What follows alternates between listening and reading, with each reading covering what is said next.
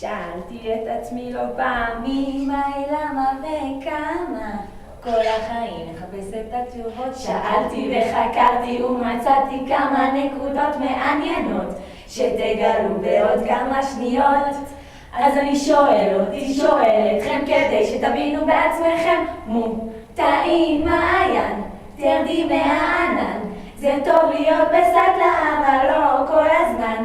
זמרת אדירה ישר לקיסריה, עזבי את הבדיחות בזה את לא כל כך טובה. לה לה לה לה לה לה לה לה לה לה לה לה לה לה לה. אז אני שואל אתכם כדי שתבינו בעצמכם.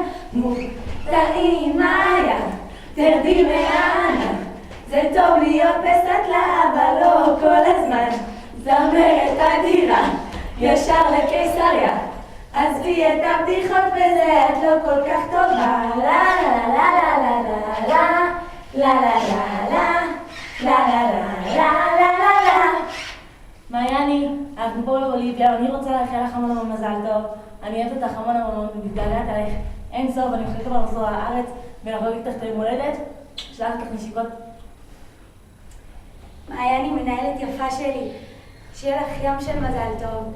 למרות שאני כאן בקצה השני של העולם ואת בישראל, עדיין את איתי עמוק בלב. שיהיה לך הכי כיף שבעולם, תשמרי על עצמך וכמובן על קשר. אוהבת מיליונים.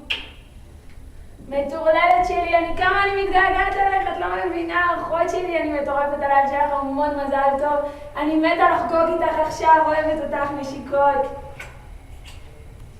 מזל טוב!